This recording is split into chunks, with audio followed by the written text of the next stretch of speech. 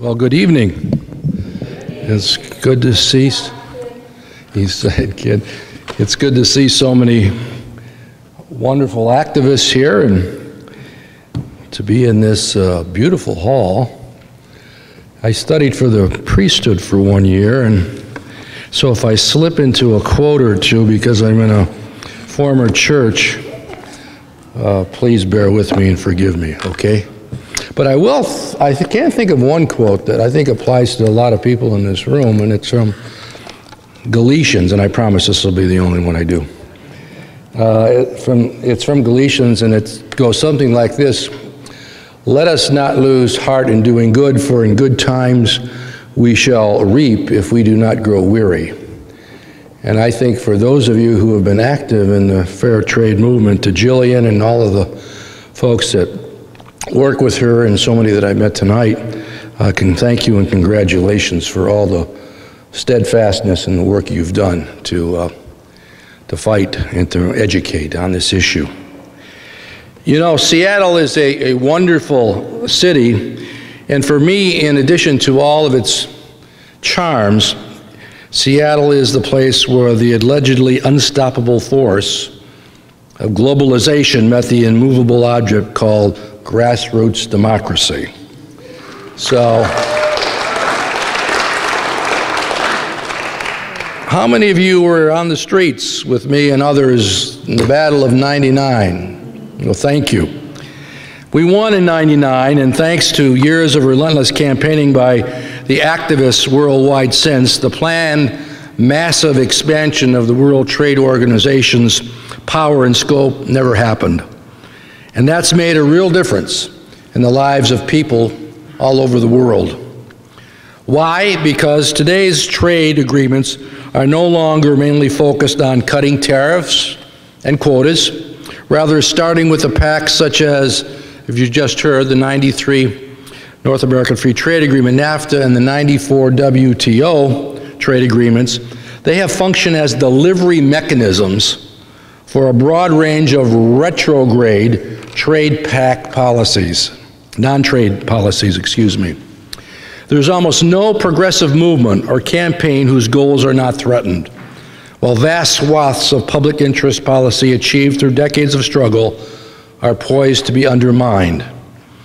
Rather than setting terms of trade between nations, these agreements reach deeply behind the border. They roll back domestic policies on matters as diverse as land use, food and product safety standards, affordable access to medicine, pro-local government procurement policies and regulations of energy, financial, and other service sectors needed to combat the climate crisis and avoid another financial crisis. And many of the agreements provide special investor protections that incentivize the offshoring of jobs from higher wage countries by removing the risk and cost otherwise associated with moving production to sweatshop wage venues. The infamous investor-state dispute settlement, or ISDS, regimes also elevate individual foreign investors or corporations to equal status with sovereign nations, if you can believe that, empowering them to attack governments and extrajudicial tribunals comprised of 3 private sector lawyers to demand compensation from governments for domestic policies that they claim undermine their new trade agreements' investor privileges. And these agreements even ban the application of Buy America and Buy Local procurement preferences. So even our tax dollars get offshored instead of being reinvested in our communities to create jobs. Effectively, trade pacts have become, in this country, Trojan horse vehicles for retrograde non-trade agenda that guts our most fundamental public interest policies and delivers new privileges and powers to multinational corporations and investors. Many of these policies have been rejected when pushed in Congress, state legislatures, or more open domestic policy-making processes. Consider the effort by Big Content to now undo the amazing public campaign that derailed the so-called Stop Online Piracy Act 2 years ago in the Congress. Aspects of SOPA as it's known, are now slipped into the copyright chapters of the massive Trans-Pacific Partnership Agreement now under consideration. Bless you. A major reason our trade agreements have been hijacked in this way is because the U.S. negotiating process is secretive and provides a privileged role for 600 official corporate trade advisors. Plus, as you've heard, normal congressional procedures for review, debate, and floor considerations have been undermined when pacts are subject to the fast-track trade authority process. Now, unlike environmental and human rights treaties, the trade pacts include dispute resolution systems. The retrograde rules are strongly enforced. Countries that do not conform their domestic policies to the pact's terms, get hit with millions in trade sanctions until they gut their own laws. Countries' efforts to counter the climate crisis by creating new green economy industries and renewable energy goods and services have been met with trade attacks. So have a Canadian moratorium on fracking and Germany's phase out of nuclear energy. Chevron is now using ISDS to try to dodge payment of a $9 billion domestic court award in a case by indigenous people seeking cleanup of a horrific contamination in the Amazon. A contamination, by the way, which is the size of the state of Rhode Island. Trade pacts have been used to attack land use rules, forestry and water policies, tobacco control policies, toxin bans, and drug cost containment rules. So how did we get into this mess? Well, bad process creates bad policy. And there are few processes I encountered in my 26 years in the Congress worse than fast-track trade authority. Fast-track was a procedure cooked up by Richard Nixon in the early 1970s for the negotiation and congressional approval of trade agreements. It delegated to the executive branch various congressional constitutional authorities, including Congress's exclusive constitutional authority to, and I quote, regulate commerce with foreign nations. Not a law, but in the Constitution, the supreme law. Fast track allowed the executive branch to unilaterally select countries for trade, set the substance of trade agreements via negotiations, and then sign and enter into completed trade agreements, all before Congress approved their contents. And then legislation to implement the done deals got guaranteed votes within 90 days, and all amendments were forbidden, and congressional debate was limited. Yet while Congress was cut out of a meaningful role in the formative aspects of trade pacts, Fast Track set up a private sector advisory committees that entitled hundreds of business interests to have special access to negotiators and to the secret negotiating documents not available to the public or even to the Congress. Excuse me. Today, there are more than 500 such official U.S. trade advisors. And except for 20 unions, 6 environmental groups, 1 family farm, and 1 consumer group, it's all corporate interest. Thanks to Fast Track, there's been one bad agreement after another with the executive branch trade negotiators rewriting swaths of U.S. domestic non-trade policy to suit these corporate advisors by using closed-door negotiations with other countries to diplomatically, in quotes, legislate on matters otherwise under the authority of state legislatures, city councils, and the Congress. In the 21 years since NAFTA, Fast Track has only been allowed to go into effect for 5 years. But now President Obama is trying to revive Fast Track. He wants it for 2 massive deals that you heard about by Jillian just a second ago, the Trans-Pacific Partnership and the Transatlantic Free Trade Agreement, as I call it. But boxing and burying the dangerous fast-track process is good, for good, is something that we have the opportunity to do now. And we must do it. We have a great opportunity to bury this. 2 decades of damaging outcomes and intense organizing have built a global fight back against these retrograde corporate attack mechanisms that have been slyly branded as trade agreements. Some countries are withdrawing from previous pacts. And here in the United States, polling and congressional voting records over the past 20 years show a steady erosion of what has been bipartisan support. The actual outcome of these trade pacts since NAFTA and WTO has fueled this trend. It's what they wrought by actually implementing them that has caused them problems, and the country feels it, sees it every day. Over 2 decades, the fast-track trade deals based on the NAFTA model not only failed to meet their business and political backers' glowing promise of job creation, but instead have resulted in severe damage to peoples and communities nationwide. Prior to the establishment of fast-track and the trade deals it enabled, we had balanced trade. Since then, our trade deficits have exploded. The pre-fast-track period was one of balanced U.S. trade and rising living standard for most Americans. In fact, we had a trade surplus in nearly every year between World War II and the fast-track start back in 1974. But in every year since, the United States has run a trade deficit. Since the establishment of NAFTA and the WTO, the U.S. goods trade deficit has been more than quadrupled. That's an increase from 2% to more than 5% of national income, and there's a widespread agreement among economists that this huge trade deficit is unsustainable unless we implement policies to shrink it. The U.S. and the global economies are exposed to risk of crisis and instability. It's a serious problem. Recent NAFTA-style deals have only exacerbated this risk. In the first 3 years of the U.S. FTA with Korea, implemented in March of 2012, the U.S. goods trade deficit with Korea ballooned 54%, and the U.S. exports to Korea fell 5%.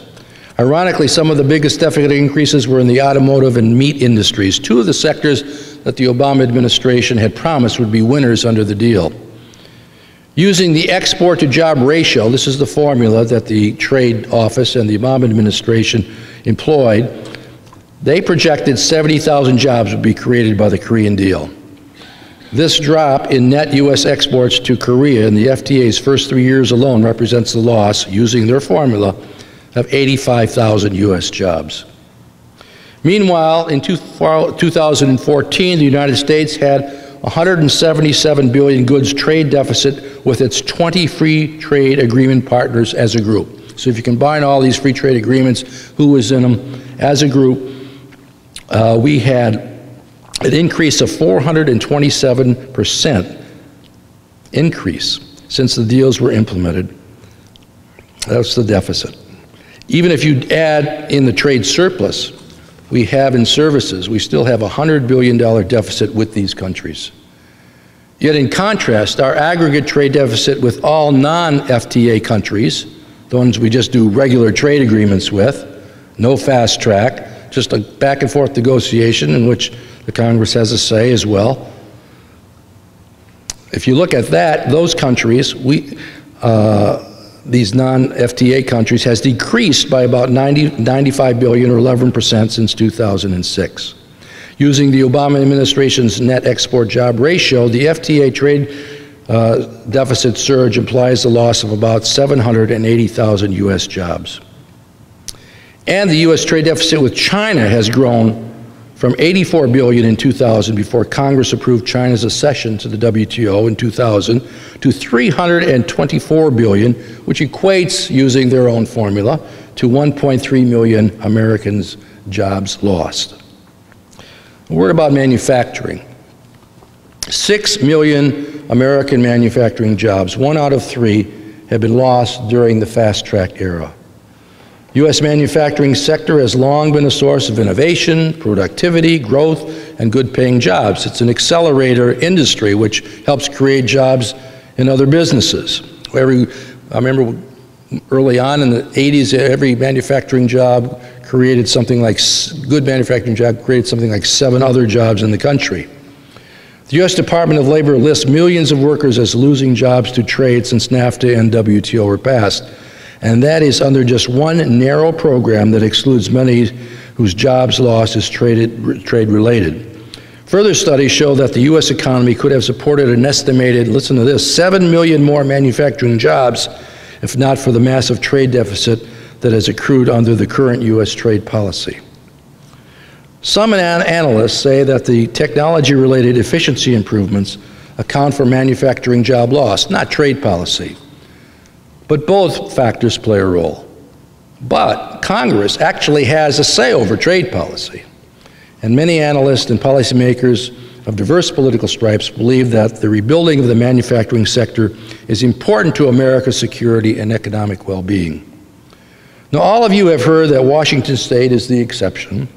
My home state of Michigan is supposed to be the sort of place where these trade agreements cost jobs, and they have. But you know the mantra, Washington is a trade-reliant state. But during the NAFTA WTO period, 94 to 214, 72,000 plus Washington State manufacturing workers were certified as having lost their jobs due to imports or offshoring under the U.S. government's Trade Adjustment Assistance Program. And I want to remind you again that this TAA, the Trade Adjustment Assistance Program, is very hard to qualify for, even if your job is covered by the program. So the number is much higher than that. Meanwhile, offshoring of American jobs is moving rapidly up the income and skills ladder. Alan Blinder, the former Federal Reserve Vice Chairman and NAFTA WTO supporter, says 1 out of every 4 American jobs could be offshored in the foreseeable future. A study by Blinder conducted with Alan Kruger, former chairman of President Obama's Council of Economic Advisors, found that the most offshoreable industry to be finance and insurance, not manufacturing, finance and insurance. According to their data, American workers with a 4-year college degree and with annual salaries above $75,000 are the most vulnerable to having their jobs offshored, meaning America could see its best remaining jobs moving offshore. If the United States were simply to implement policies to forbid the offshoring of certain types of jobs to countries that do not provide adequate privacy protections for such confidential health and financial data, the nation might also decrease certain job offshoring. Europe already has such an offshore consumer data privacy protection policy in place, showing that it is workable. Except, here's the rub. U.S. trade negotiators are trying to kill Europe's policy in the Atlantic Free Trade Agreement they're doing with the Europeans in something called the T/TIP talks. Instead of enacting it here, they want to get rid of Europe's, and these are our own trade negotiators.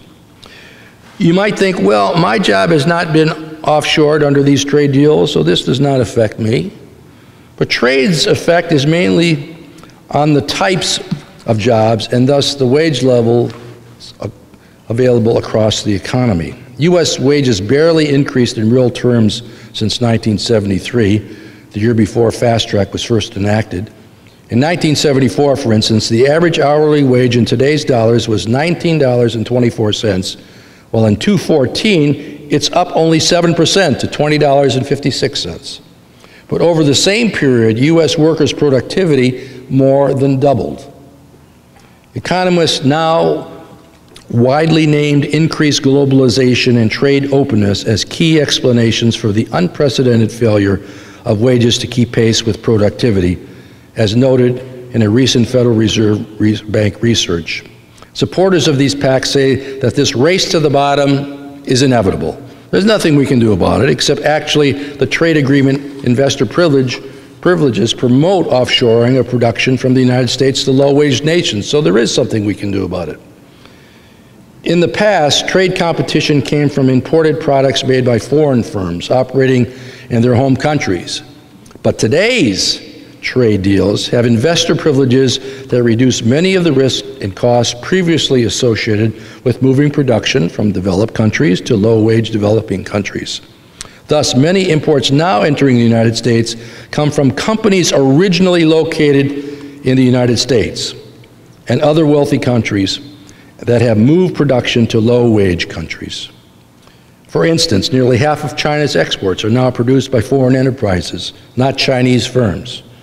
Underlying this trend is what the Horizon Project called the, and I quote, growing divergence between the national interest of the United States and the interest of many U.S. multinational corporations, which, if given their druthers, seems tempted to offshore almost everything but consumption.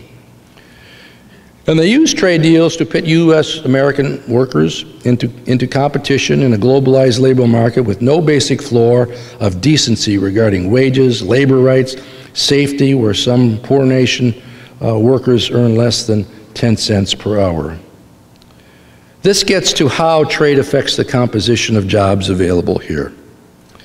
The aggregate number of jobs available has more to do with fiscal and monetary policy, the impact of recessions, and other microeconomic realities.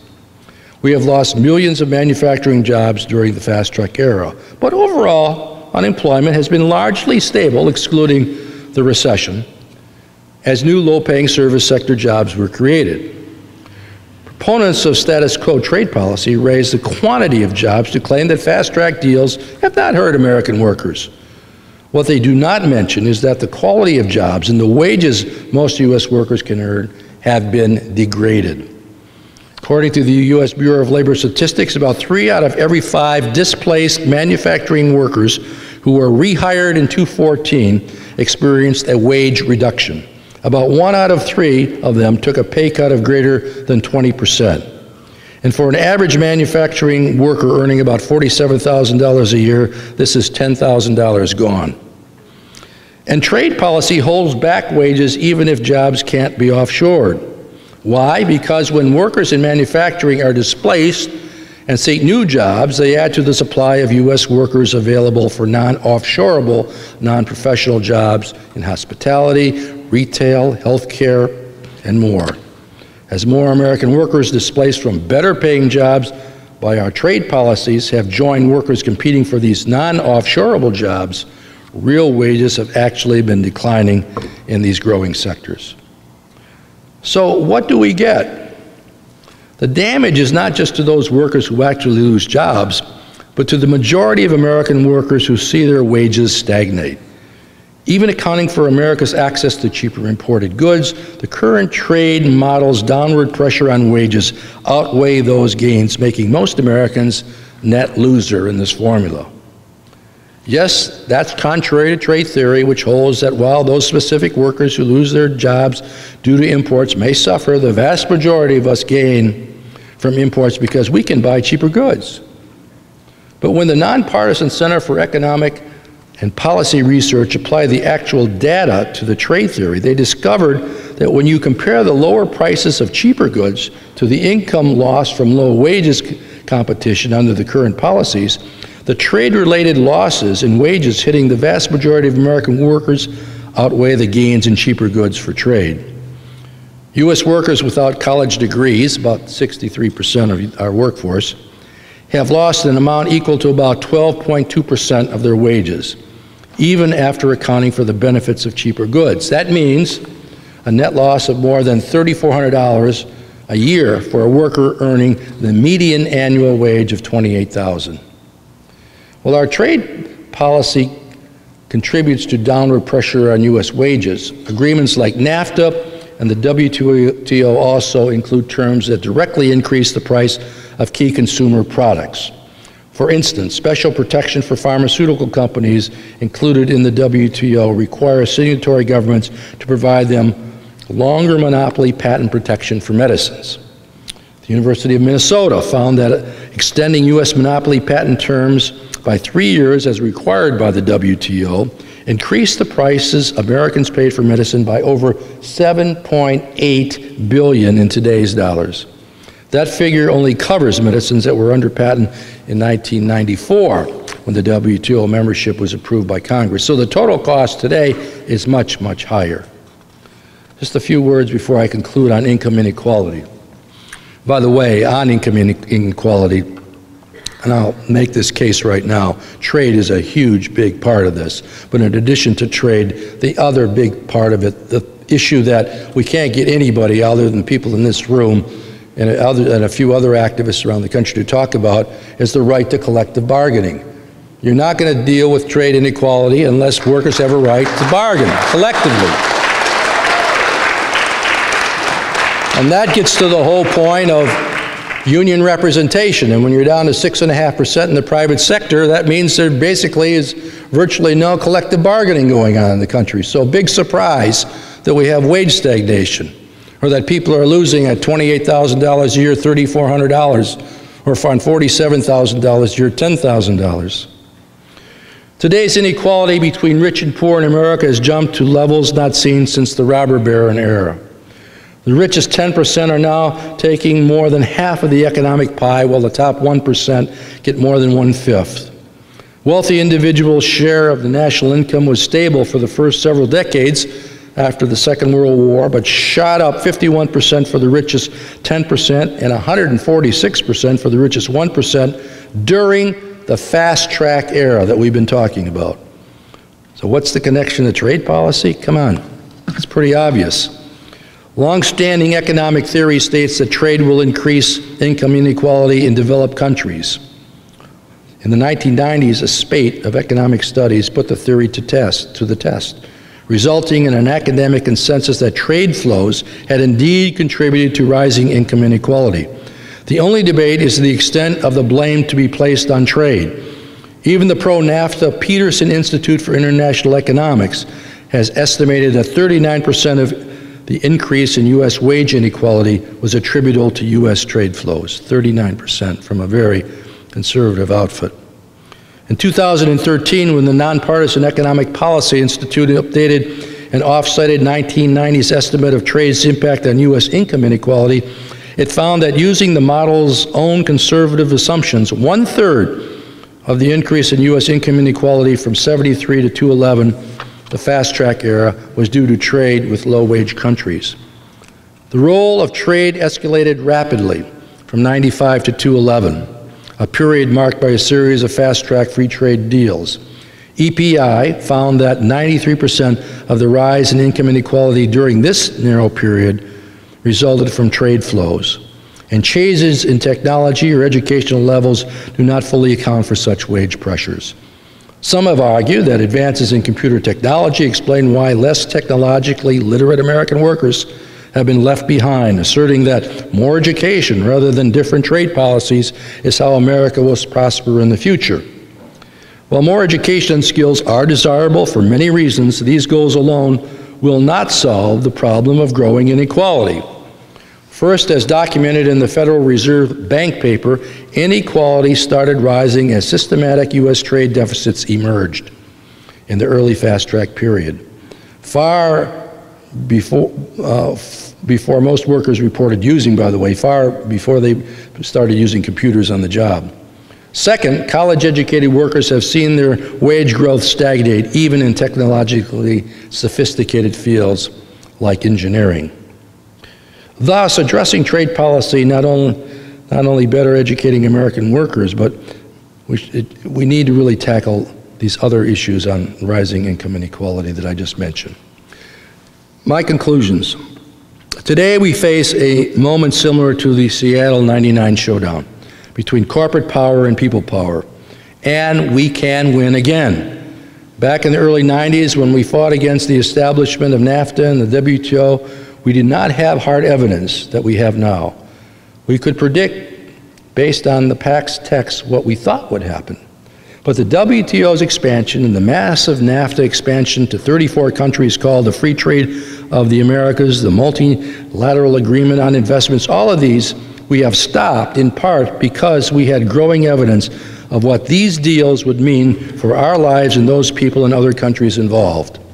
So now, with the looming battle over fast track, with votes coming as soon as mid-April, at issues is the loss of millions of more American jobs, more downward pressure on wages, the rollback of 50 years of public interest policies, and the reversal of 20 years of global civil society trade campaigning that stopped a bevy of PACs that would have drastically expanded the corporate globalization agenda with dire consequences.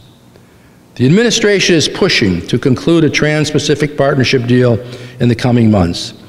TPP would cover 40% of the global economy, and I guess if you add the, Jillian mentioned the Atlantic piece, it's 70%.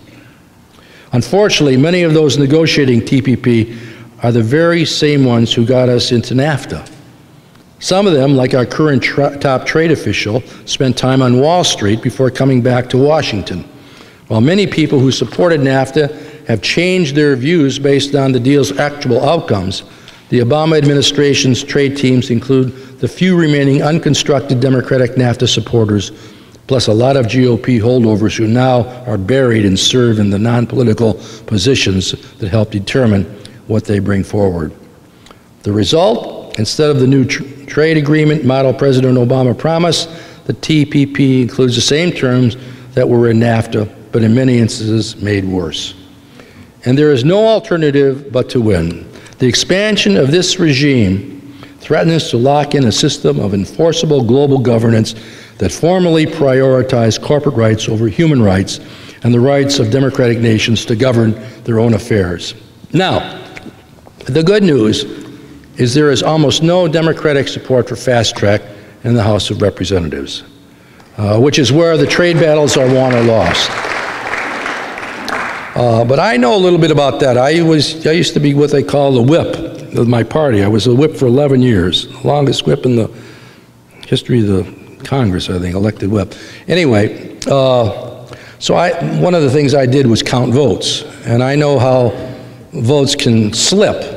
And after 11 years, believe me, when people saw me coming down the hole to find out how they were going to vote, they would turn the other way and run as fast as they could. So it's, you know, right now it may look good, but it can change. And, but the Democratic side is holding strong. And this is where the battle is going to be won or lost. And last week's Wall Street Journal reported there is a significant block of House GOP opposition as well. This is the dynamic that President Clinton's effort to obtain fast track in '98. And we worked hard to make sure that most of those Democrats voted no. We were joined back then by 71 Republicans, and we beat fast track on the House floor. An enormous amount of work has been done, undoubtedly including by folks here in this room today. I've talked to some of you earlier this evening, and I know you're working very hard to make sure the delegation here in this state votes against it.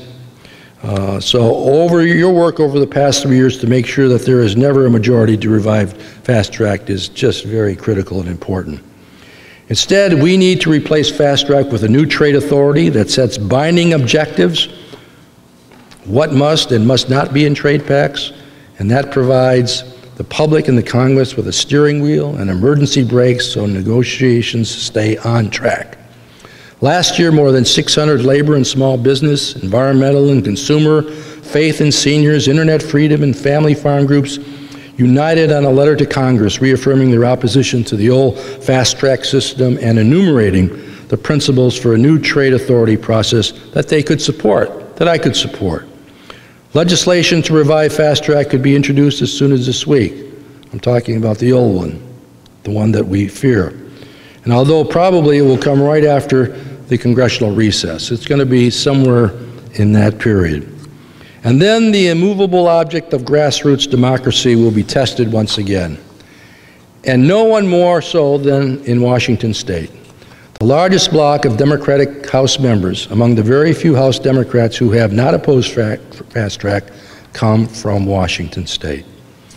Congressman Jim McDermott, a strong supporter of free trade who serves on the committee with jurisdiction over trade, was a NAFTA supporter. He is now one of the strongest opponents of fast track and TPP, with special concerns for what they would mean for access to affordable medicines. He should be thanked, and he should be celebrated. You should go out of your way to make sure he hears your message. And there are others in the Washington State representatives who also need to hear from you. And please, today, call, or tomorrow, call them, get them out of bed tonight. Call your member of the Seattle City Council. Stop by, email, call again.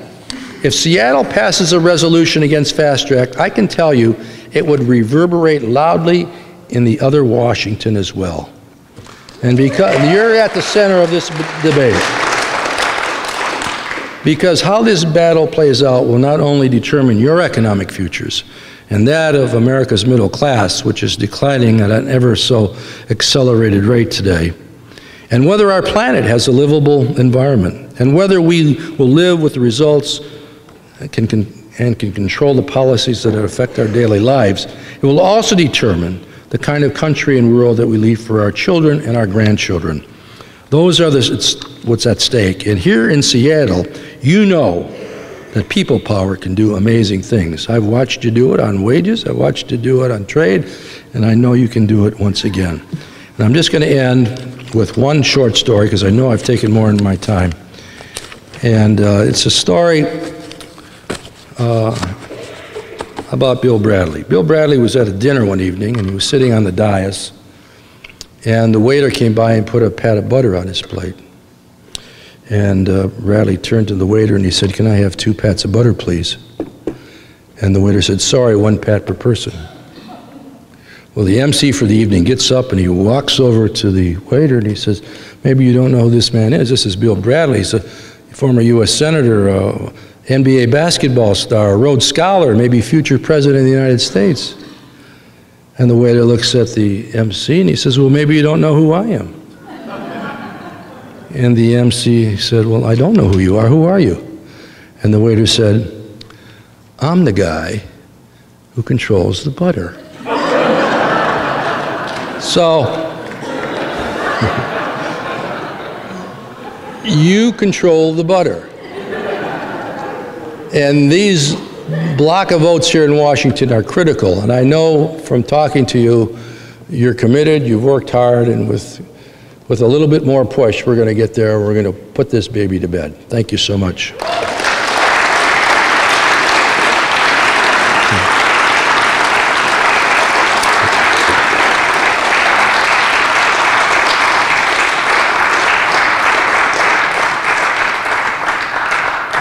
Can I say one other quick thing?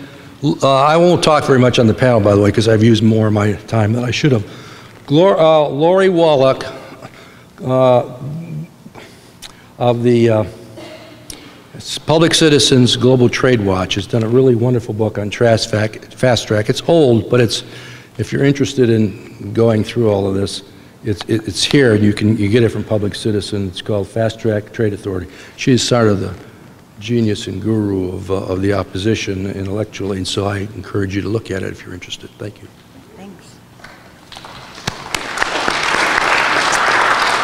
Thanks very much to David Bonior for opening our conversation. We'll now move to the panel portion of the evening. My name is Signe Predmore. I'm a journalist, and I'm here tonight representing the Seattle Globalist. The Globalist, for those of you who aren't familiar, is a daily news website that focuses on international connections to the Pacific Northwest. I've been a contributor to the site on the topic of trade policy, which is also the topic of our discussion here this evening. I'd like to call the rest of our panelists on stage. Joining us, we have representatives of several of the different sectors with a stake in trade issues. We have Lynne Dodson, the Secretary-Treasurer of the Washington State Labor Council, AFL-CIO.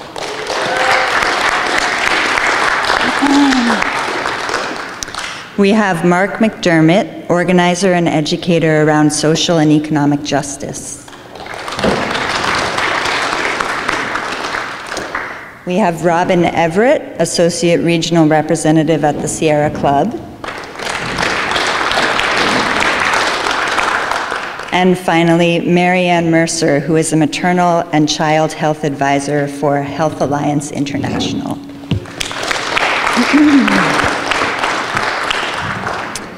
So I'm going to lead the discussion with some questions, and then each panelist will have a chance to respond. To begin, as we've heard, it's been 21 years since NAFTA went into effect, and Obama is currently negotiating an expansive new free trade deal, the Trans-Pacific Partnership, which has been dubbed by some as NAFTA on steroids. Trade policy affects so many aspects of our lives. We've already heard from the former congressman about wage stagnation and income inequality, but I'd like to hear from the rest of you in your area of expertise. What have been the most devastating consequences of NAFTA, and what can we expect if the TPP is ratified? Thank you. Is that on? All right. Yes. Thank you. I'm Lynne Dodson, Secretary-Treasurer of the Washington State Labor Council. So I think the Congressman touched on a number of things, particularly around the loss of jobs that we've had. One thing I wanted to point out with the TPP, TTIP, all of our status quo trade agreements that we've had in the last 20 years, they've been, Joseph Stiglitz put it really well, they've been essentially negotiated of the 1%, for the 1%, and by the 1%. There's been a shift in the balance of power in this country. At the negotiating table, we don't have civil society. We don't have representatives of civil society. We have about 90% of those who are negotiating at the table represent business. About 5% represent labor, and they don't actually get to be at the table. They get to read some things, but they're sworn to secrecy also about what they can say. And we hear about the TPP just like we heard about NAFTA, just like we heard about Colombia, just like we heard about Panama, just like we heard about Korea. We hear that the trade agreements are going to increase jobs. They're going to be a great boon for the country. But we have a track record. We know what the actual truth is. The congressman told us about what happened with the loss of jobs, over 5 million jobs in the manufacturing sector alone since NAFTA. In Washington State, we've lost not only those over 72,000 jobs that are directly related to trade, but we've lost jobs that are on the supply side, and also jobs when people are competing for other jobs. We've also seen that they've failed to boost exports. Washington is a trade-dependent state, but our trade deficit, Washington State's trade deficit, is worse in those countries where we have these status quo trade agreements. Our trade deficit is worse in those countries. Since Korea, Washington's top products, dairy, wheat, and apples, this is 3 years, less than 3 years of the Korea trade agreement. Those exports have fallen 92% for apples, 11%, or 92% for dairy, 11% for apples, and 8% for wheat. It's already cost the U.S. over 85,000 jobs. And you've heard about income inequality. The richest 10% in Washington now capture over 40% of the income in the state. Under TPP, 90% of U.S. workers, 90% of U.S. workers would lose more due to increased inequality than we gain with being able to buy cheaper clothes and shoes and cars. Also, we've seen small businesses are not helped by these agreements. Over 99% of the businesses in Washington are classified as small or medium. And of those businesses, only 8% do any exporting. So what happens to small businesses? A flood of cheap goods also depresses their wages. And of course, when workers earn less money, they have less money to spend in their local economy. A couple of the other things that are troubling. One is the ISDS, the Investor-State Dispute Settlement, which is essentially the establishment of courts that are a revolving door of corporate lawyers, that they're unanswerable to any country's constitution, and they can levy judgments against nations for interfering not just with their profits, but with their anticipated profits. And I've heard people say, this can't be the case, right? What are some examples? And there actually are some examples, because these provisions have been less expanded than they'll be, but they've already been available under the WTO. We've had Egypt, case brought against Egypt for raising the minimum wage and for other labor reforms. There was a case against Germany for trying to reduce the number of nuclear power plants. Ecuador terminated an oil contract with a US company that violated terms of the contract they had. Ecuador was fined $2.3 billion, even while the company admitted that it would have been a legal termination. The other thing that we've heard that trade policies are going to do is they're going to make life better for people in the countries that we trade with. This has also not been the case. People have been driven out of their jobs, out of their homes, out of jobs. Forced migration to the US and to other countries in search of jobs and safety. Human trafficking is increased. What few labor standards exist in the trade agreements there's no adequate enforcement mechanisms. So with the TPP, with TTIP, we can expect to see the further erosion of jobs. We can expect to see more offshoring. We can expect greater inequality, and a very chilling effect on national and state local policies that protect workers, that protect food products, that protect the safety of imports, that protect the environment. This is not inevitable, as the congressman pointed out. Policies were established and have been put in place that have given the power to multinational corporations and investors rather than into the public good. These are policies that were established, and different policies can be established that will change this. Thank you.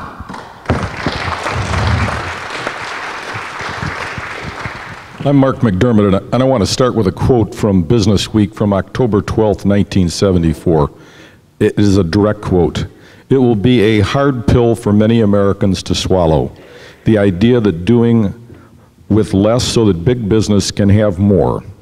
Nothing that this nation or any other nation has done in modern economic history compares in difficulty with the selling job that must now be done to make the people accept this new reality." This was 1974, the year that Fast Track started. This is a 40-year conscious strategy to systematically undermine our democracy. Our democracy is supposed to be driven by open debates about what is best for the people being expressed by a government of, by, and for the people. Corporate America clearly understands that they're losing the war for the hearts and minds of the American people around trade policy. They sold us a set of lies many years ago. They've been lying ever since. It is not working. The American people increasingly know it. And so what do they have to do in order to push this through? They have to systematically undermine our democracy. And how are they doing that? They know that there is growing resistance both in the U.S. and around the world to growing unjustified economic and environmental devastation and injustice. They know that, and they know that people are rising up around the world in opposition. So therefore, in order to make these pacts come into life, they have to be negotiated in secret. I called my brother today, who's Congressman McDermott, and I asked him, I said, you know, I'm a constituent, brother, and I said, could you send me a copy of the TPP? And he said, I don't have one. And I said, well, why don't you have one? Because I know you've got some problems with it. And he said, they won't give me one. I said, well, why won't they give you one? Because you're a member of Congress and you're going to vote on this. And he said, the only way I can take a look at this is to go to a place with one of my staff. I can read it, but I can't take notes. Yeah, I'm not kidding. This is how undemocratic this is. They insist that there can be no amendments. Isn't the idea of a Congress that you have a rigorous debate and you improve the legislation by having amendments? And they systematically insist that there can be no amendments. They are systematically removing the ability of the people at the national, state, and local level to pass policies that the people in a government of, by, and for the people say they want to improve the quality of their lives and the future for those that we love and everyone in our communities. They say that we can no longer go to our own court system to determine whether or not what is being passed will be handled in our own courts. And as the former representative said, they go to private courts. Can you imagine any other part of your life that you would like, if you were being charged with something, to say it's going to be handled by a private court and not one of the courts by judges that have been appointed or elected in the United States? And last but not least, they realize that they have to buy our democracy. The Koch brothers spent $400 million in 2012 and they failed, at least partially so, and they're doubling down with $900 million. Why are they doing it? It's not that they can't think of something else to do with their money. They and all of their billionaire friends and corporate allies realize they are losing the hearts and minds of the people, not only around trade, but many other issues. So it is critical to systematically undermine and destroy our democracy. And all of the issues that are being talked about its impacts, are fundamentally rooted in the idea that we the people no longer are going to be allowed to have any meaningful say in the trade agreements that have such a devastating impact on us all over this country. It is time to stand up and tell them to stuff this in the garbage can. Let's stand up and make sure we kick their ass, and we're not going to get fast track. This is about democracy most fundamentally. And if they steal our democracy, it's not just going to be trade deals, it's everything else that we have that we love and hold dear in our country. This is ultimately a fight about democracy itself. And it comes in the form of trade deals. There's no other public policy in the United States other than so-called national security that is this secretive. And it's got to end, and it's got to end right now. The future for the young people and the children that we love and care about and our grandkids depends on whether or not we win this fight. It's going to be a long, tough fight. We're going to keep beating these guys, and we're going to take our country back. Thank you very much.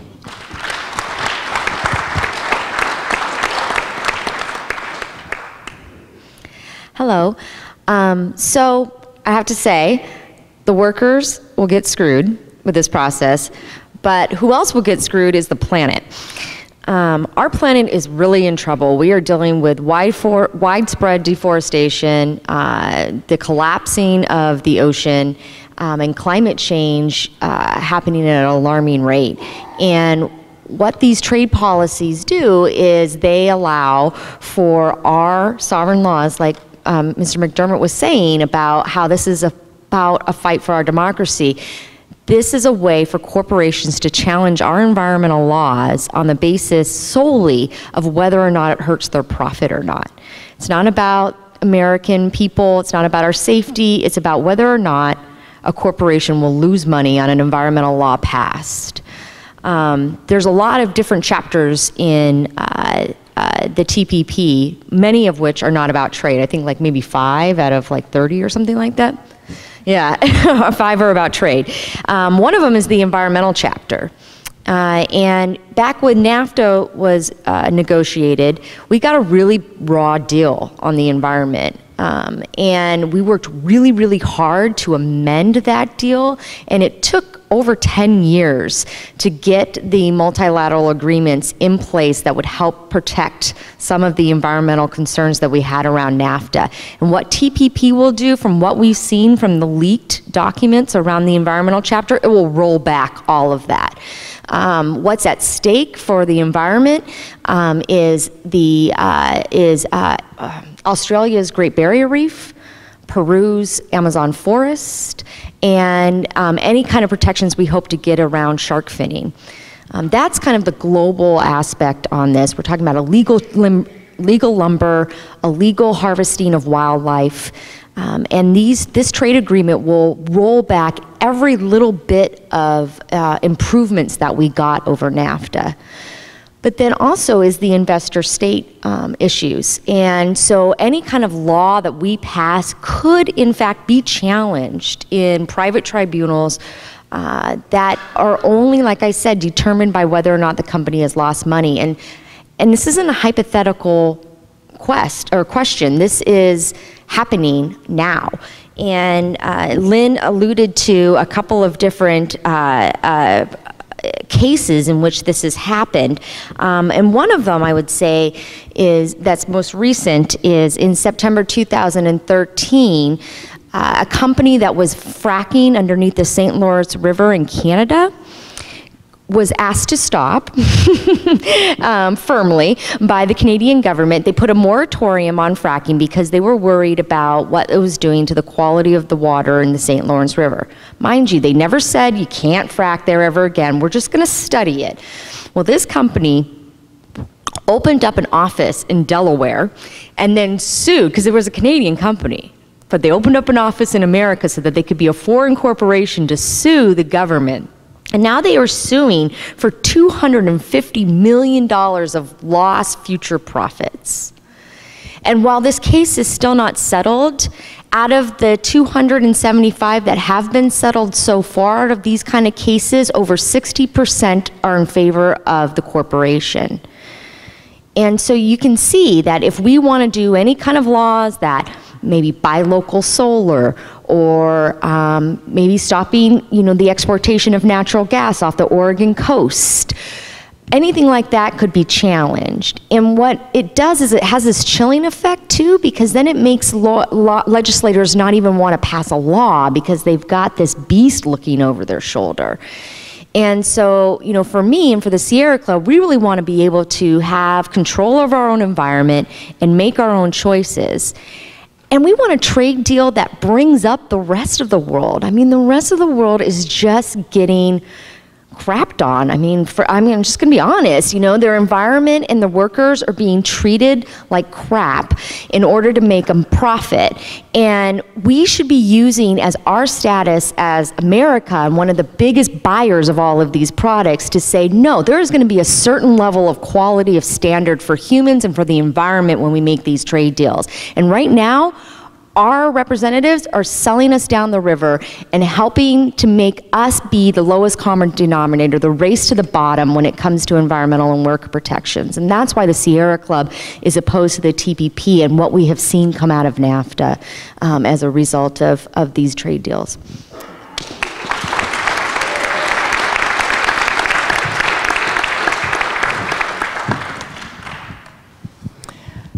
Thank you all.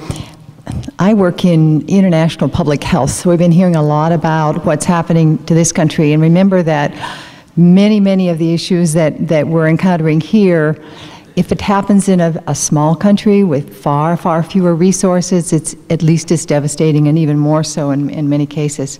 Just give you one example of in the area of tobacco control.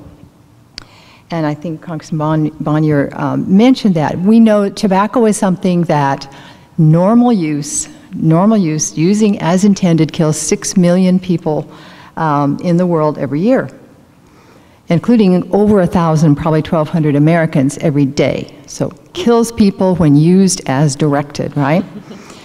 And so it is actually the leading preventable cause of death worldwide.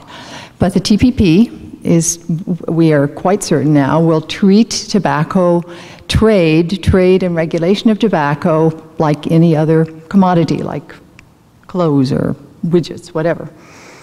So it's a lethal product, but the ISDS provisions, we know now, they've already been used to prevent sovereign countries, sovereign governments from controlling the marketing of tobacco within their borders.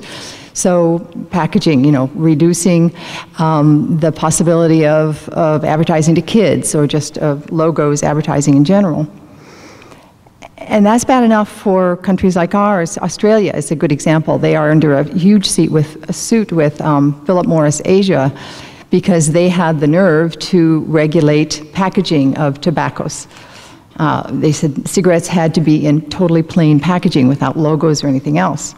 So they're in a big suit now. But think about this, something like this for a very poor country that has very few resources to deal with these kind of legal problems.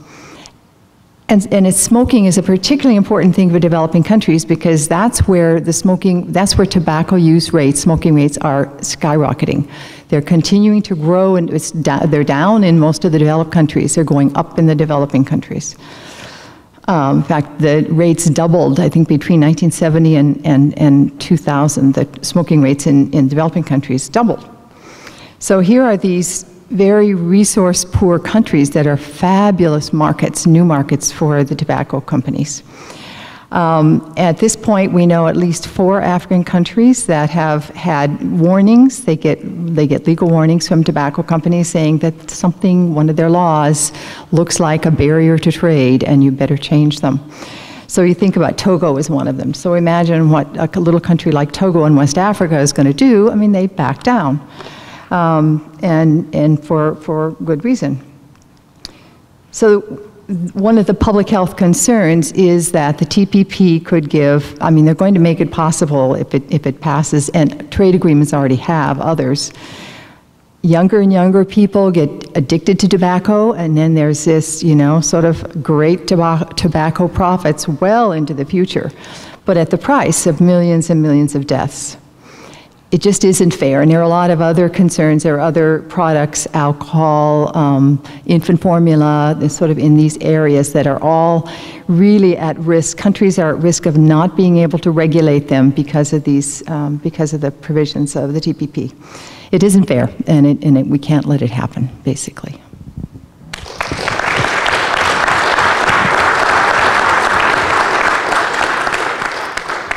Do you have anything to add, Mr. Bonior? Okay. We've heard lots already about fast-track authority and how Congress would have no ability to revise or amend any portion of the TPP. I'm curious if our panelists have further thoughts about this. How can we defeat fast-track? What would an alternative trade promotion authority look like? And in general, how can concerned citizens keep government accountable on trade issues? Well, just some ideas to throw out there. Have I got some ideas for you all? One of the things that we need to know with fast track, the origins of fast track was that it would give the president a little bit more ability to negotiate. And it was initially started that Congress and the public would have full information about the negotiations. And it was actually used very infrequently from the time it was started. Even NAFTA was one notable exception when fast track was used to pass trade policy.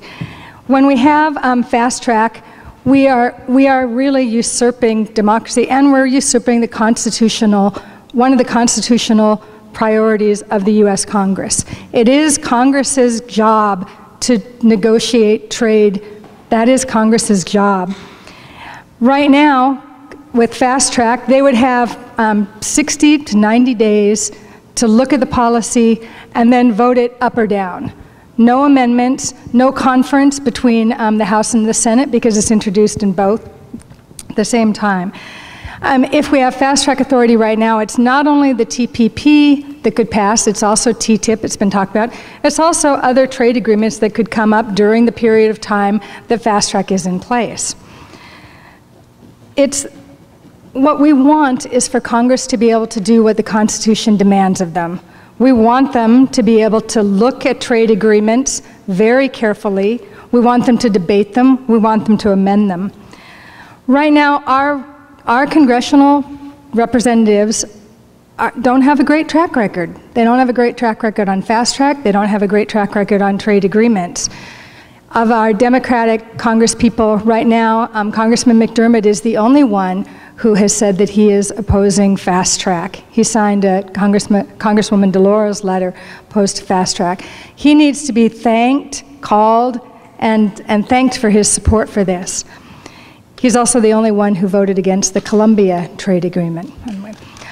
Our other congresspeople are not yet saying that they're going to vote for fast track, but they're also not saying they're not going to vote for fast track. Our senators, unfortunately, have indicated they probably will vote for fast track. They need to hear from you. They need to hear from you. They're hearing from the White House. They're hearing from, there's quite a concerted effort on the ground from what the White House calls the AstroTurf group. We call them the fake grassroots. So there's a concerted effort to get fast track through. There's a better way, though. Of course, there's a better way than this. What we need to do as citizens is demand that our elected representatives do their jobs. Don't vote for fast track. If the TPP is such a great trade agreement, excellent. Look at it, debate it.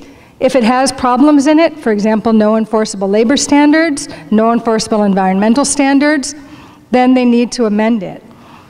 We also need to change the basic principle of trade. Right now, the basic principle around our trade agreements is the liberalization of trade, which essentially is that we increase the ability of corporations to offshore work and then export cheaper products back into the US with low tariffs. The fundamental basis of trade should be to improve the lives of people. That should be the fundamental basis of trade. Here and in other countries, it should mean that we put people first, that we ensure the safety of imports. We have enforceable labor and environmental standards. We have remedies for farmers and for displaced workers. We have access to affordable medicine and public health.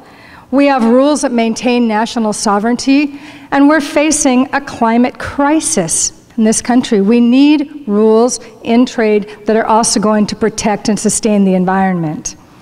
We have to change the way that we negotiate these trade deals. We have to ensure that Congress has the authority it should have in negotiating them. Congress should set the objectives for trade agreements. They should approve the trade agreement partners. They should ensure that there's a check on the executive branch so it can't unilaterally determine whether objectives are met. And it should increase access to both Congress and to the public of trade policies. We also need complementary domestic policies that are going to help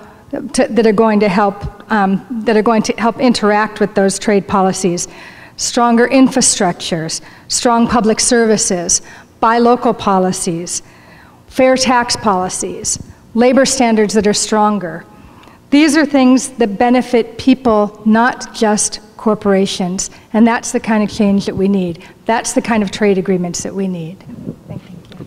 And you can call your congresspeople and city council, city council members as well. Monday, they're going to be voting on a very good resolution that opposes fast track in no uncertain terms.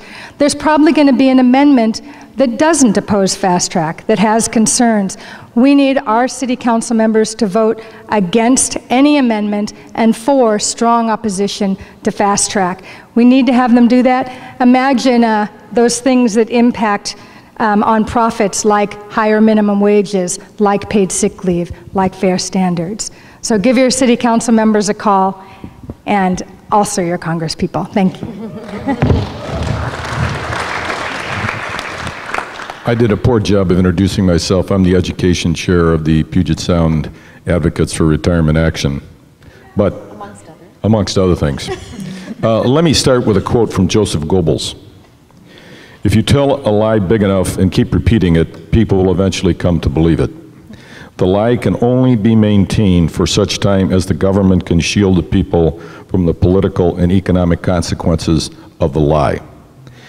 Corporate America and their political allies have failed the Goebbels test.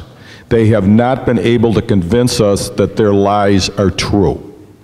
Any public official who votes for fast track is saying to the American people, I do not believe that your local government or your state government has a right to pass laws in a wide swath of areas that will provide increased protection and increased well-being for you. That's what they will do if they vote for fast track, and that's who they really are. And if we let them get away with that, then we're supposed to come back to them and say, oh, by the way, we'd like to protect ourselves. And they go, sorry, 3 corporate lawyers from God knows where just made a decision on this, and your law is dead. And I think we need to step up the moral outrage here. When the sister here was talking about tobacco, millions of people may die from the use of tobacco, poorly educated people who don't understand the complete impacts of it, because of TPP potentially. If those millions of people die, is that mass murder? What do you think? Yeah, I can't hear you. I can't hear you. Yeah, it is actually mass murder. If I pull out a gun and shoot you in the front row, I go to the joint for the rest of my life, or perhaps I get the death penalty. If I sit here behind closed doors and deny the peoples of the world the opportunity to stop the environmental devastation and dying by the millions from tobacco, that's called a good trade deal. What kind of a people are we that we can let this be passed? Because there will be millions of people who will die from this kind of a trade deal if they have that kind of power. And I say to everybody in this room, we got to step up our game, because I don't want that blood on my hands, and I bet you don't either. Are you with me on this? I can't hear you. We're talking about the lives of people all over the world. And every Thursday morning and every Saturday morning, my wife and I get together with our 3-year-old grandson, and I'm wrestling around on the floor. We're playing trains, and he's pinning me in wrestling matches. And when I think about this issue, I'm saying, what kind of world is my 3-year-old grandson going to grow into? And if we get TPP, and I can't remember the initials of all these other trade pacts, if we get those, the world that he's going to grow into is not going to be good. And we have to look into our hearts and look at our families and the people that we love and say, we cannot let this happen. Let's stand up and make sure we smash this. Thank you very much.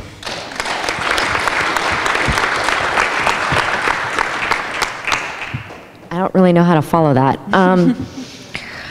I guess I would just say that lots of animals' lives are at stake too, all in the Amazon forest and the Great Barrier Reef. And I would say that the fate of our planet is also at stake with climate change. Increasingly, we're seeing more and more of the investor cases being challenged against clean energy laws and sustainability laws.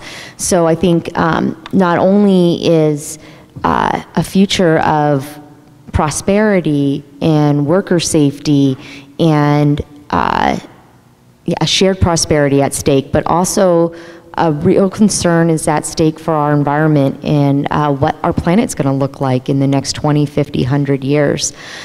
I would say for Fast Track, what's been interesting in the work that I've been doing in lobbying and whatnot, everybody tells me, oh, well, first we're just going to wait to see what's in the Fast Track before we decide to vote on it. And it's like, that's BS, because we know what's in it. What's in it is this trade promotion authority to fast track a horrible trade deal for our environment and for workers. We're never going to get to see this trade deal. We were all at the city council last week, and all the corporations that were there were saying, oh, well, you need to first wait and see what's in the TPP before you oppose it. But that's the whole freaking point. We never get to see what's in the TPP because they won't let us see it. I mean, even McDermott's brother here can't see it for more than a few minutes, and then he's like, you know, brain is made to be erased before he walks out of the room. Like, this is, you know, this idea that, oh, you can't be opposed to the TPP because you don't know what's in it. No, I'm opposed to it because I don't know what's in it, and I know if you're hiding it, it's got to be bad. Right? It cannot be good. If it was a great trade policy that was going to win on board labor and the environment, they would be shouting it from the rooftops. But the reason why they have to keep it secret is because they know the moment we see it, people will be rallying in the streets in opposition to it. And they don't want that.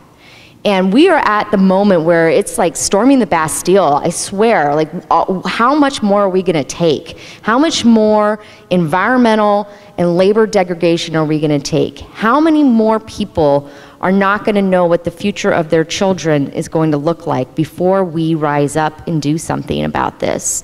And so, like Lynn said, in addition to calling your Congress member, I mean, that's the best thing you can do to stop Fast Track is call your Congress member and tell them to vote no. If you're in Jim McDermott's district, call him and thank him because he's getting a lot of pressure from the other side, so he needs to hear from you. And then if you are living in Seattle, calling your city council representative. The vote is going to be next Monday at 2 p.m. at City Hall. If you're there and they have to look you in the eye, it's going to be a lot harder for them to vote against you, right? And like the speaker said, a vote here in Seattle would send reverberations across the country. I mean, this is a big deal. If the trade-dependent city of Seattle says this is not a good deal for us, that really sends a message. And that's why our city council members are getting called by Boeing and Microsoft and Starbucks and the President of the United States to say, don't pass this resolution. Right?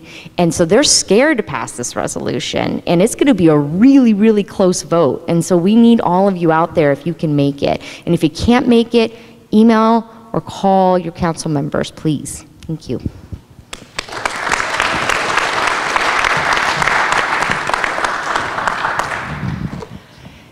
There's one thing about Fast Track that I think is a tremendous advantage that I don't encounter with most of the political issues that come up, and that is that Fast Track and the TPP are both bipartisan concerns. And I'm not sure we take enough advantage of that in the things that we write, in the people that we talk to. I come from this very conservative, kind of salt-of-the-earth ranching family in Montana. I was there last week, and I was kind of impressed to hear my brother and his son talk about their outrage, not just about TPP, because of course that's Obama, but outrage about not just about Fast Track, but about TPP. They knew enough about it to know that it was horrible, and they were outraged about it. And I just think that we need to really remember that there are many people of many what we think of as many different political stripes that understand what's going on, and I think they need to understand it better and more. And when we write and talk about it, it needs to be done in such a way that you recognize that. That would be my. That's a good point.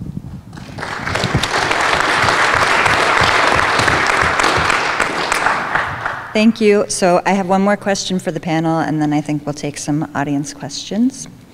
With all of the critical issues affected by trade that we've mentioned here, our ecology, class inequality, public health, pressure is building to reverse the business as usual free trade outcomes in favor of healthy families, communities, and planet.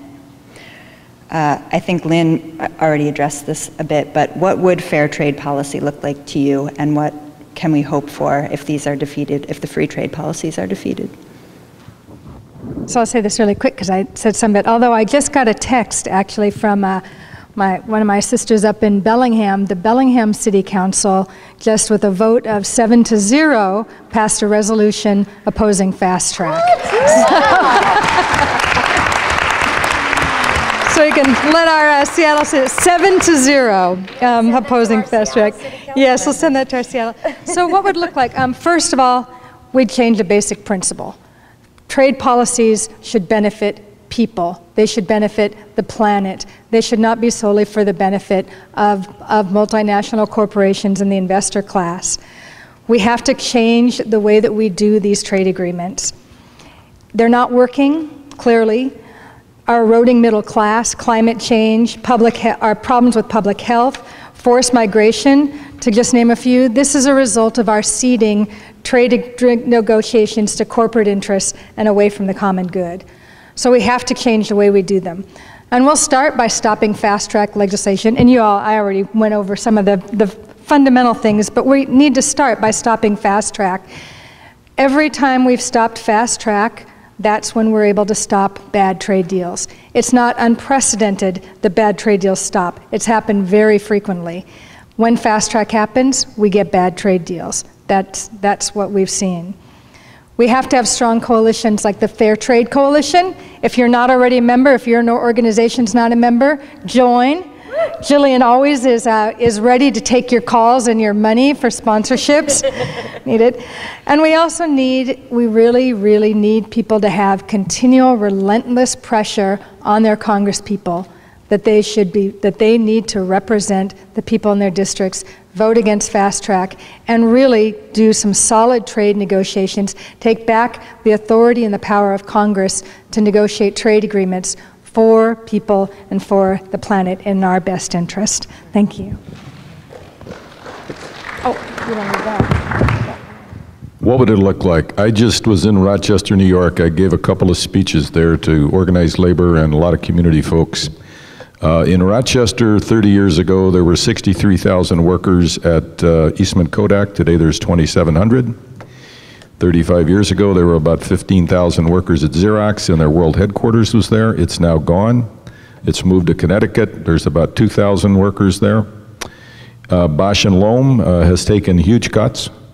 And I'll know a good trade deal when I see it, when I go back and talk to my friends in Rochester and they tell me that they see good unionized family wage jobs and the environment getting cleaned up where they are. That's how we're going to know. But it seems to me that unless all of us are just idiots, which we are not, why is it that everybody who cares about making the world a better place, regardless of the many issues that are talked about, why are we all opposed to these trade deals if they're so good? Is that we don't have the mental capacity to understand this? I'll know a good trade deal when I see it, when working people all over the world and environmentalists all over the world and farmers all over the world and other folks all over the world stand up and say, thank God we've got a great trade deal. Let's push this baby through and improve the quality of life here and improve the health of the planet. That's how we're going to know. Because it's going to be a democratic process, and the people all over the world are going to stand up and say, this is good for us, this is good for our community, this is good for our families, and it's good for the planet. That's how we're going to know. That's how we know about everything else in this country, whether or not it's good or bad, is how do we feel about it when we're fully informed? If they lie to us, we can't know. So that's how I think I'm going to judge it.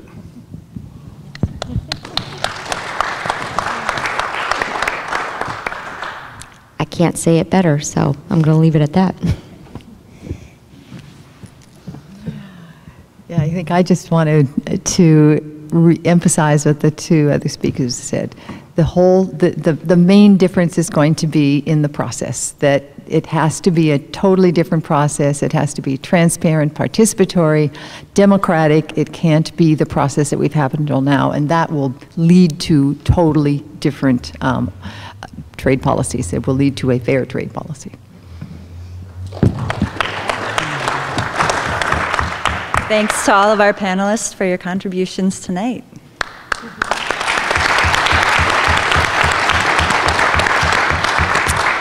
So I'm not sure how much time we have, but I think we have time for some audience questions. So if anyone would like to ask. This is for Congressman Bonior. Because of your familiarity with the world of Washington, D.C., we all know that Barack Obama is a very thoughtful person. One of the reputations he has is of just going too much, almost, in depth into analyzing issues. He's bringing this forward. Could you tell us what you think is the reason why someone who has that reputation of being so thoughtful and so careful and so really committed to really not the corporations but the people in this country, why is he behind it? Well, I can only give you my best reasoning why I think this is the case. He is a thoughtful person. He has a lot on his plate, though, and he's got a lot of issues that he deals with. And unfortunately, he is surrounded by people in the White House and in his administration that were part of, as I said in my comments, part of the NAFTA group that put that together, and included Rahm Emanuel, who is the mayor of Chicago and was a very strong supporter of the North American Free Trade Agreement, as well as as President Clinton and others were. So he's surrounded by people who are pressing him to move forward with this. The president did say in his campaign that he would, before a new fast-track authority that would include Congress in the decision-making on who the trading partners would be, the certification that mandatory negotiating objectives were met before the negotiations were concluded. I mean, all of these reforms that Senator Brown of Ohio and Michaud of Maine and others have been working for to get a new well, let's not even call it fast track because it's a lousy term. Let's call it something that's more deliberative and more inclusive, more importantly. He was for that at one point, but then he changed his mind. There's a huge amount of money involved in all of this, and a lot of pressure placed on presidents and prime ministers. I recall, I led the effort against NAFTA. I was the public face of it when I was in the Congress back in 1973. And Bill Clinton was doing this deal with Mulrooney of Canada and with Salinas. Carlos Salinas was the president of Mexico. And in the end, both Mulrooney and Salinas were totally disgraced in their countries, to the extent that Salinas had to leave Mexico and exile himself in Ireland. His brother, who was his defense minister, ended up in prison for absconding with huge millions and millions of dollars in secret accounts in Switzerland. Same problem with cash with Mulrooney in Canada. It was just an incredibly disgraceful event that occurred, and I'm not suggesting that certainly the president's involved in any of this, because I don't think he is. I think he's smart and he's got integrity, and although I disagree with him on this, I think he's absolutely wrong, and I wish he would stand up to these people that are giving him this advice. I think they're wrong. They were wrong 20 years ago, and they're wrong today. And but that's just my thoughts on it. I mean, he's got a lot of things on his plate right now, as you can imagine. The world's falling apart in the Middle East. He's got this nuclear issue with Iran that he's worried about. He's got all kinds of domestic issues that he's trying to get by, do from an executive standpoint, because he can't get the Congress to do anything. So we'll see. Hopefully he won't be as good as Clinton was at the end in getting the votes he needs to get this done. But you know, the thing is about the Congress, there's always people at the end that know how significant it is to hold out. So I remember on NAFTA, we had the votes going into the last 2 weeks, there were about 40 members who held out of 435, about 10%. And I watched them go one by one into the White House and cut their deal for whatever they needed. On the environment, they cut a deal on they got a guy to California who was a UAW member. A UAW member. They got him to vote for NAFTA, and they said they were going to give him something called an environmental bank on the Mexican-U.S. border, and they never did it. And he was furious afterwards, but that was the promise they made to him. Other people got other things from the administration. So, you know, we can beat it. We beat them before on this. We beat them on NAFTA in '98, as we said, but it's going to take a lot of people holding their feet to the fire. And I'm hopeful that the president, this president, will not be as good as Clinton was in dealing this away. Next question. For one quick question. Okay. Go ahead. So my name is Vinod Goswami. I'm from United Food and Commercial Workers.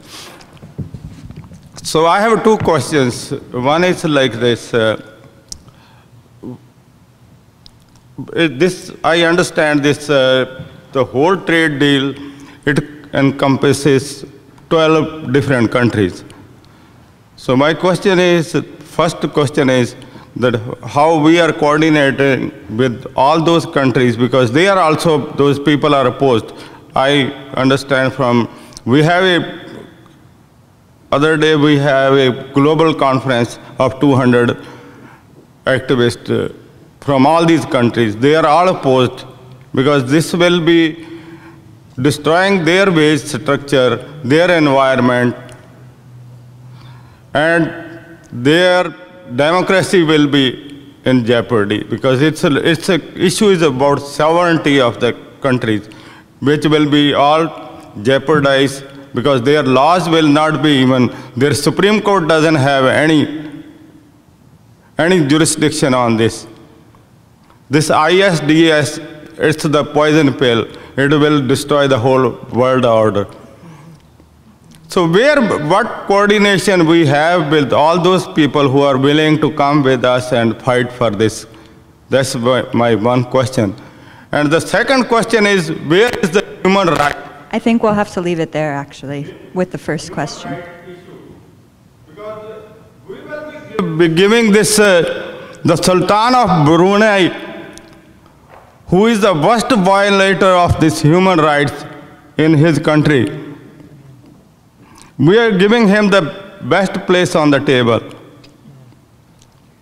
Does anyone in particular want to respond to that? Actually know what the status is. Yeah, Marianne? Yeah, well, if I understand your question is, how can these other countries that have so much to lose, why are they doing this? That's part. How are we working with the people that are with these countries, like the people of those countries, because they want to fight us with us. Why we will not have it? Yeah, let's ask Jillian. Okay. As I understand it, you're talking about a global movement. Okay. Right. Right. This is one of the things that's really critical. We have heard in other countries about protests that they've been doing as well. And this is, when we've heard that some on TPP, but we've also heard it on TTIP, particularly in the European communities, they very much oppose this. I think what we don't have as much as we need to have is a network, what I like to think of as the global solidarity network that's really ensuring that part of what made the WTO fail when it failed is that other countries also said that they couldn't, they had too much pressure from their citizens to continue with it. So we absolutely need that. Jillian, did you want to add something on that as part of Citizens Trade Watch? I wanted to add, so the Washington Fair Trade Coalition coordinates nationally with Citizens Trade Campaign, and they're part of a global network that is working with all of the countries who are part of these negotiations. And they have regular conference calls and different gatherings to discuss what the main issues that people are identifying in each country, what the main problems that they have with this trade agreement. And all of those countries have asked us here in the United States to stop fast track. In Australia and New Zealand, they're working really hard against investor-state dispute settlement. Other countries are holding up different values and organizing around those, especially farming. Japan has been particularly firm on protecting their farming sector. And all of those countries have said, in the US, your top priority needs to be stopping fast track if you want to stand with us in solidarity in getting a trade deal, because that is where the weakest point lies, is the fast track process here in the United States. And I also want to give a shout. The International Trade Union Congress is unions from around the world that have also taken on not only trade policies, but also the neoliberal policies that are really driving down wages worldwide, forcing migration and increasing the number of people that are in the precarious workforce. So there are some of these networks developing, and it's critical that we do that, because we have to be working together. The corporate world is multinational. The citizen world is as well. It needs to be.